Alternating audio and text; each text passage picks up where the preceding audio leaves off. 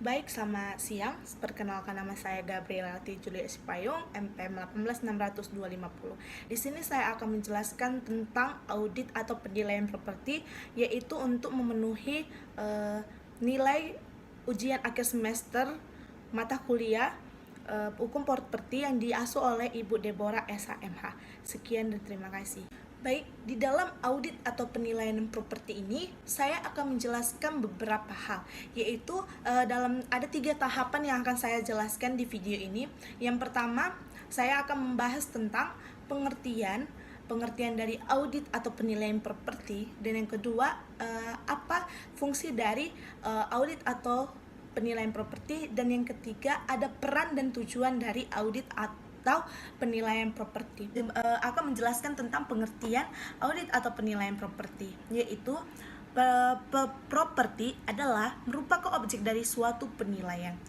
Di dalam common law atau hukum Anglo-Saxon dari Inggris, mengenai properti adalah artinya kepemilikan atau hak untuk memiliki suatu benda atau segala benda yang dapat dimiliki. Di sini, properti selalu dibebani suatu hak dalam suatu hak. Hal ini adalah hak di mana seseorang untuk melakukan suatu kepentingan tertentu atau specific interest atas properti tersebut. Misalnya, contoh adalah hak sewa, hak guna bangunan, dan sebagainya. Nah, di dalam ini ada beberapa kategori dari properti, yaitu properti real atau real property, yaitu mengenai hak perorangan atau badan untuk memiliki atau menguasai tanah dan atau bangunan yang didirikan di atasnya.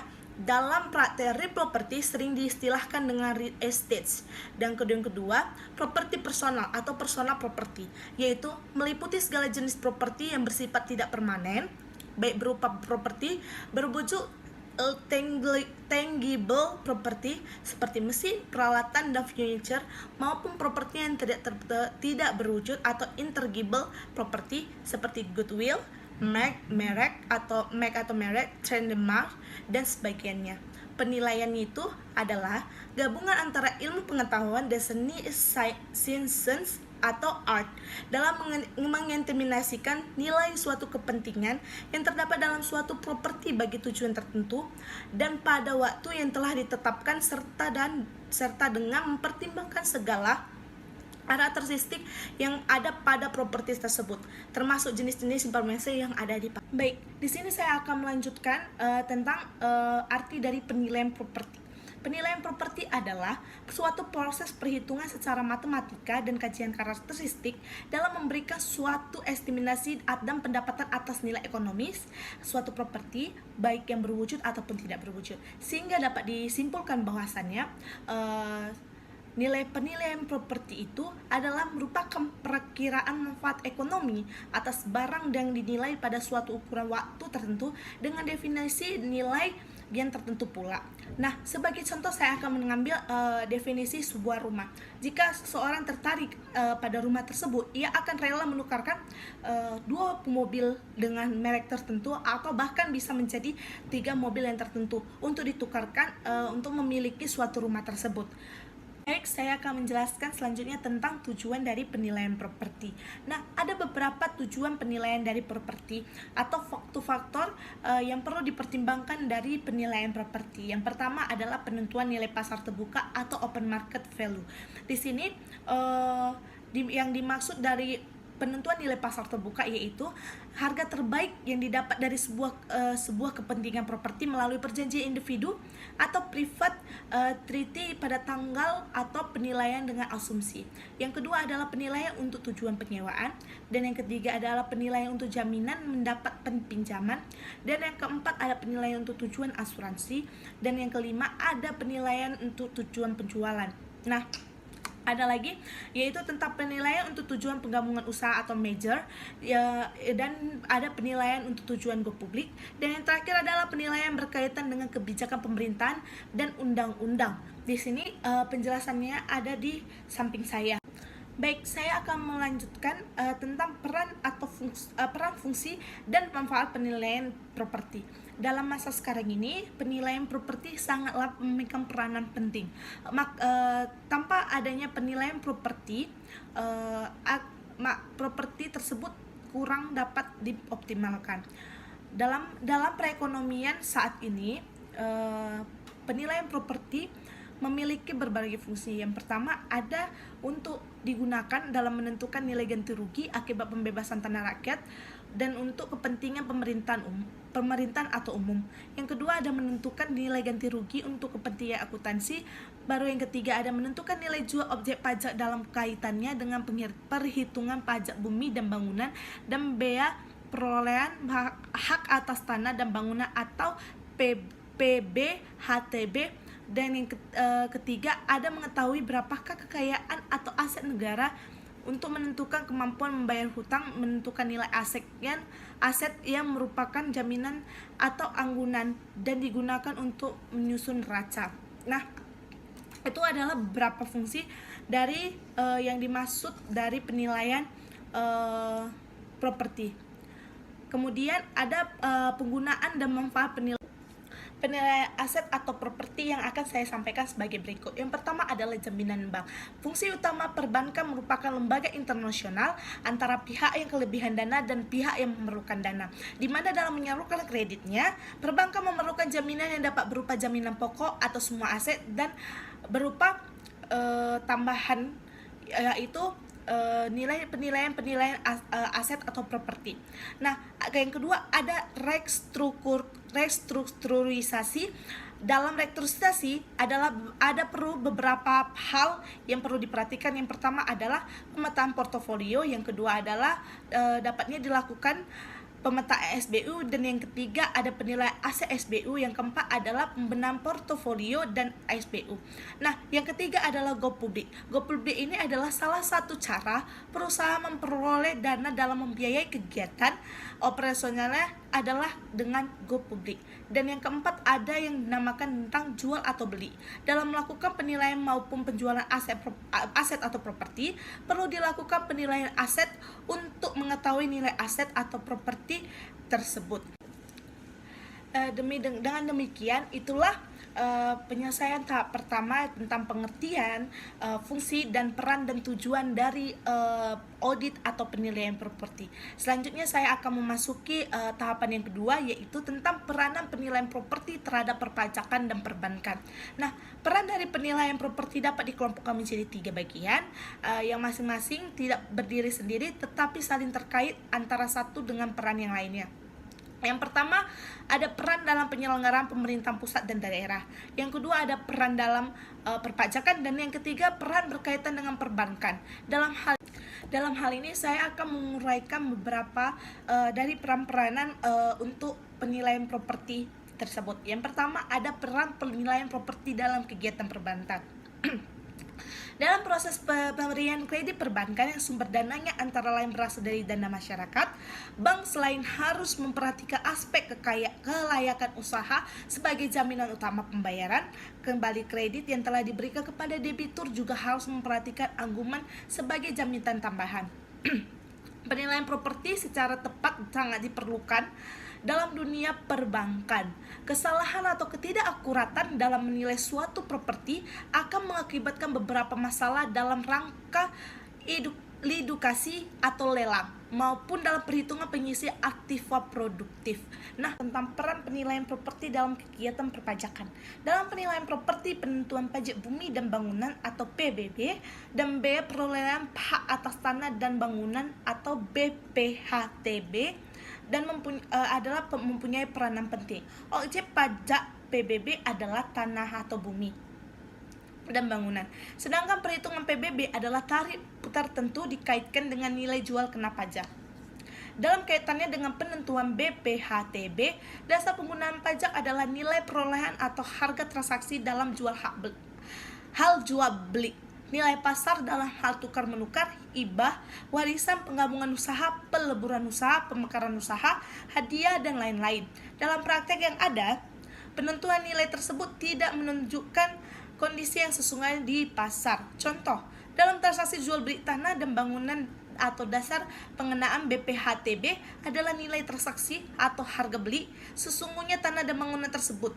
Akan tetapi, jika ada data yang dapat dijadikan rujukan, misalnya NJOP, properti yang ditransaksikan lebih mudah dari nilai transaksi tersebut tidak digunakan lagi dan yang digunakan dasar penentukan BPHTB adalah NJOP. Kemudian saya akan menjelaskan tentang konsep penilaian properti. Baik, selanjutnya dalam konsep penilaian properti ada beberapa hal yang harus dijelaskan, yaitu di dalam konsep penilaian properti ada 3 konsep, yaitu yang pertama ada yang namanya biaya, yang kedua ada harga, dan yang ketiga ada nilai. Dalam ketiga konsep tersebut ada perbedaan yang nyata dan kemudian dalam penerapannya pun juga berbeda. Nah, apa yang dimaksud dengan nilai di dalam konsep penilaian properti, yaitu adalah yang sepatutnya dibayar oleh seorang pembeli atau diterima oleh penjual dalam suatu transaksi. Nah, nilai merupakan sejumlah uang yang sepatutnya diterima pada saat ini atau present worth atas berbagai manfaat atau keuntungan yang akan diperoleh pada masa yang akan datang atau future benefits. Secara umum, nilai dan harga adalah 2 hal yang berbeda. Akan tetapi, pada kondisi tersebut, kedua hal tersebut mungkin memiliki besaran yang sama, yaitu apabila harga tersebut ditentukan dalam transaksi yang terjadi secara wajar atau fair transaction, atau suatu transaksi dianggap wajar apabila yang pertama, penjualan yang berkelayakan dan mempunyai hak serta bersedia menjual hartanya. Yang kedua adalah pembeli yang mampu berkelayakan bersedia membeli harta tersebut. Dan yang ketiga ada waktu yang cukup untuk tawar-menawar atau negosiasi. Yang keempat ada waktu yang cukup untuk menunjukkan harta yang dijual kepada pasar. Yang kelima ada harga tidak berubah atau mengalami fluktuasi dalam jangka waktu tertentu. Dan yang terakhir ada tidak mempertimbangkan penawaran-penawaran istimewa atau misalnya penawaran yang terjadi antara sanak saudara. Nah, nilai suatu properti akan ditentukan oleh sifat-sifat dari properti itu sendiri dan faktor-faktor di luar properti yang mempunyai pengaruh atau dampak terhadap properti tersebut. Faktor-faktor dasar yaitu ada faktor permintaan dan penawaran, faktor fisik dari properti tersebut, faktor lokasi dan letaknya, dan faktor politik atau strategi. Suatu properti akan memiliki nilai apabila ada 4 komponen yang menunjang terciptanya nilai properti tersebut. Keempat komponen yang saling berinteraksi satu sama lain dengan prinsip penawaran dan permintaan atau supply and demands adalah: yang pertama adalah keinginan atau desire, dan yang kedua adalah kegunaan atau utility, dan yang ketiga adalah kelangkaan atau scarcity. Yang keempat adalah dapat dihalikan transfer liability, atau secara umum nilai dapat dikategorikan menjadi 2 kelompok utama, yaitu nilai pasar atau market value. Nah, nilai pasar adalah estimasi jumlah uang pada tanggal penilaian yang dapat diperoleh dari transaksi jual beli atau hasil penukaran suatu properti. Nilai manfaat utility value atau nilai kegunaan adalah nilai yang dihasilkan untuk tujuan manfaat atau kegunaan tertentu. Nilai semacam ini disebut selain nilai pasar atau non-market value atau nilai subjektif atau subjective value. Nah, berdasarkan tujuan penilaiannya, terdapat berbagai jenis pasar, yaitu yang pertama, ada nilai dalam penggunaan atau value in use, dan kedua, nilai investasi atau investasi value, dan yang ketiga, nilai bisnis yang berjalan atau going concern value, dan yang keempat adalah nilai asuransi, insurable value, yang kelima ada nilai kena pajak atau accessed ratable taxable value, dan yang keenam ada nilai sisa atau service value, yang ketujuh ada nilai jual paksa versus sale value, dan yang ke-8 nilai khusus special value, dan yang 9 adalah nilai jaminan mortgage lending value. Di sini selanjutnya saya akan menjelaskan tentang metode dan pendekatan penilaian properti. Nah, secara umum terdapat 3 cara pendekatan yang dipergunakan dalam proses penilaian suatu properti, yaitu yang pertama adalah pendekatan perbandingan data dasar. Pendekatan ini dilakukan dengan cara membandingkan objek yang dinilai dari nol.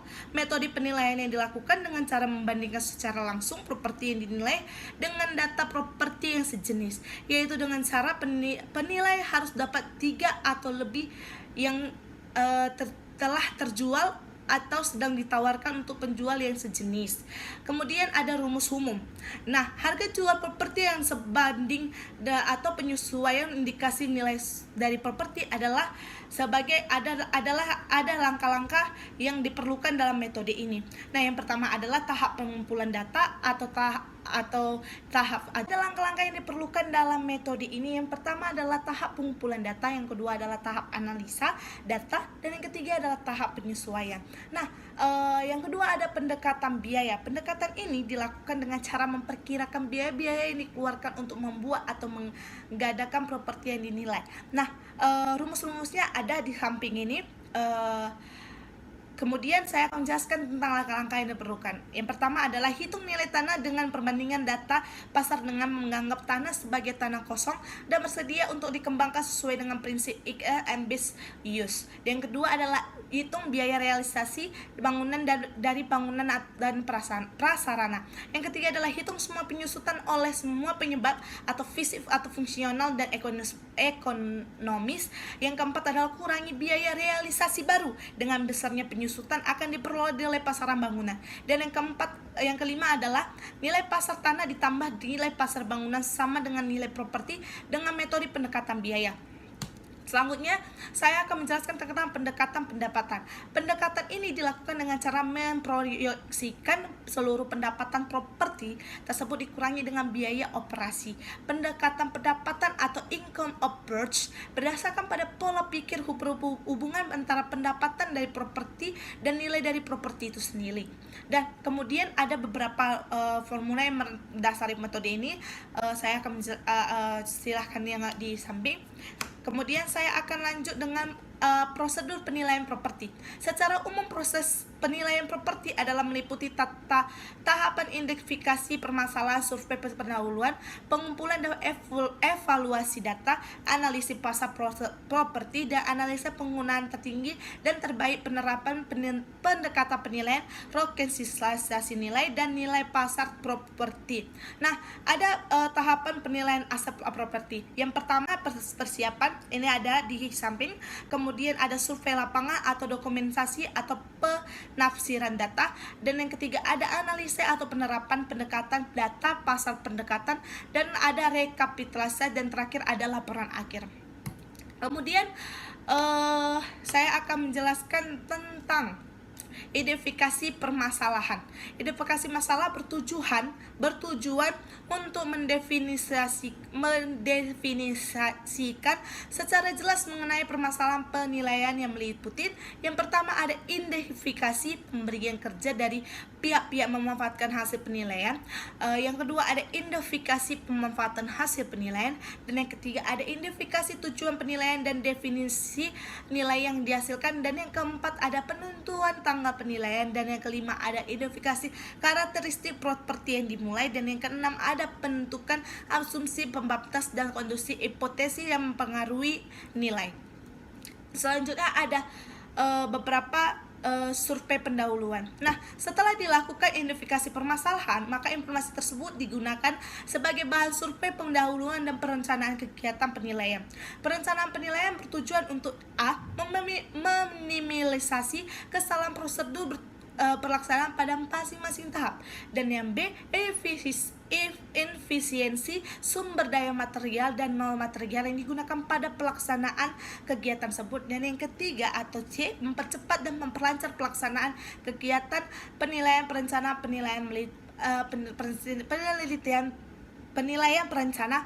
Penilaian tersebut meliputi yang pertama ada penentuan ruang lingkup pelaksana kegiatan penilaian, dan yang kedua ada perencanaan jumlah dan jenis informasi serta sumber daya yang dilakukan atau diperlukan demi kelancaran pelaksanaan kegiatan penilaian, dan yang ketiga ada estimasi waktu yang diperlukan untuk melaksanakan masing-masing tahap kegiatan penilaian tersebut, dan yang terakhir ada penyusunan konsep laporan penilaian.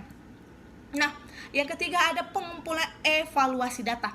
Dalam tahap ini, penilaian mengumpulkan data properti yang dinilai dari data lain yang mempengaruhi nilai properti tersebut. Data yang dikumpulkan dibagi menjadi dua kelompok, yaitu ada data umum atau general data. Penjelasannya ada di samping. Dan kemudian yang kedua ada data khusus atau spesifik data. Nah, penjelasannya dapat dilihat di samping. Kemudian saya akan menjelaskan tentang keempat adalah analisis data.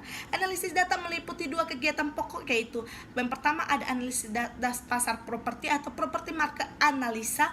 Yang dimaksud dengan analisa properti adalah kegiatan untuk mempelajari kondisi pasar suatu jenis properti tertentu. Kegiatan analisis pasar dilakukan oleh penilai dengan dimaksud untuk menganalisis beberapa faktor utama yang mempengaruhi penawaran dan permintaan suatu jenis properti tertentu. Nah, secara umum, proses analisis meliputi 3 bagian kegiatan utama. Yang pertama adalah analisis produktivitas atau predictive analysis. Yang kedua ada analisis aktivitas pasar atau market analysis, aktivis analisis, dan yang terakhir ada analisis penilaian result analisis.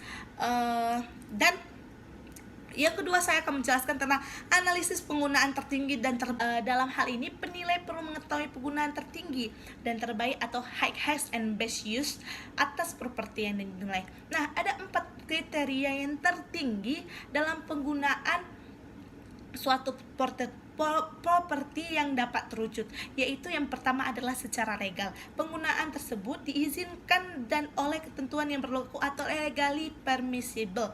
Dan yang kedua ada secara fisik atau memungkinkan untuk dikembangkan atau digunakan atau physically possible. Dan yang ketiga adalah layak atau menguntungkan dari aspek keuangan, finansial atau feasible. Dan yang keempat adalah menghasilkan manfaat atau produktivitas yang maksimal atau maximally produktif. Selanjutnya, saya akan menjelaskan tentang penerapan pendekatan penilaian. Secara garis besar, pendekatan penilaian yang lazim dapat digunakan sebagai berikut. Yang pertama, pendekatan data pasar. Pendekatan ini mempertimbangkan penjualan properti sejenis atau pengganti dan data pasar terkait, serta menghasilkan estimasi nilai melalui proses atau objek penilaian dibandingkan dengan transaksi properti yang sebanding. Yang kedua, ada pendekatan biaya. Pendekatan ini mempertimbangkan kemungkinan bahwa sebagai substitusi dari pembelian suatu properti, seseorang yang membuat properti yang lain, baik berupa replika dari properti asli atau substitusinya yang memberikan kegunaan yang sebanding. Dan kemudian ada yang ketiga, yaitu adalah pendekatan pendapatan. Pendekatan ini mempertimbangkan pendapatan dan dari biaya yang berhubungan dengan properti yang dinilai dan mengestimasikan nilai melalui proses kapitalisasi. Kemudian ada metode prosedur penilaian tanah untuk pembangunan. Nah, di sini nilai kegunaan tanah dipengaruhi oleh faktor-faktor yang akan saya jelaskan sebagai berikut. Yang pertama adalah faktor fisik. Dari lingkungan yang meliputi lokasi, bentuk, lebar depan, kedalaman, kontur atau topografi, tingkat elevasi, tingkat kesuburan tanah, iklim jenis tanah, aksesibilitas, kondisi lingkungan di sekitarnya, dan ketersediaan fasilitas dan utilitas. Yang kedua adalah faktor legalitas yang meliputi status hak atas tanah, peruntukan kawasan atau zoning. Dan kemudian ada dan perencanaan kawasan dan batasan lainnya.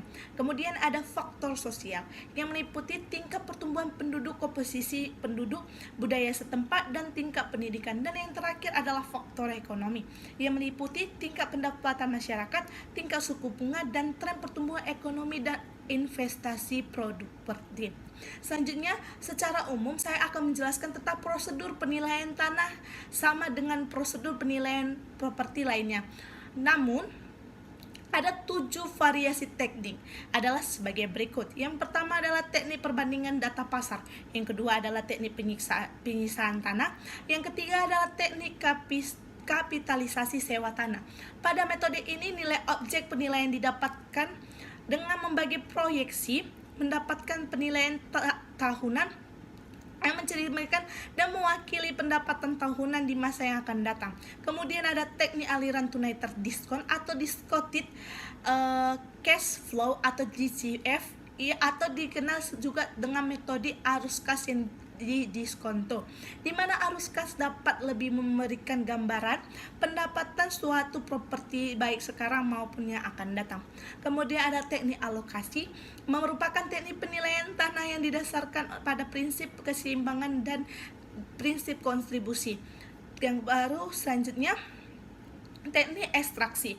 Nah, di teknik ekstraksi ini ada rumusnya, yaitu nilai tanah sama dengan nilai properti sama dengan nilai bangunan. Nah, kemudian yang terakhir adalah teknik pengembangan lahan atau land development.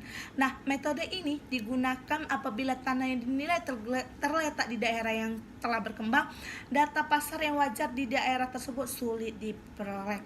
Demikianlah penjelasan saya mengenai tentang audit atau penilaian properti untuk memenuhi tugas atau nilai ujian akhir semester pada mata kuliah hukum properti yang diasuh oleh dengan dosen pengasuh Ibu Deborah SHMA. Demikianlah presentasi yang saya sampaikan mengenai audit atau penilaian properti.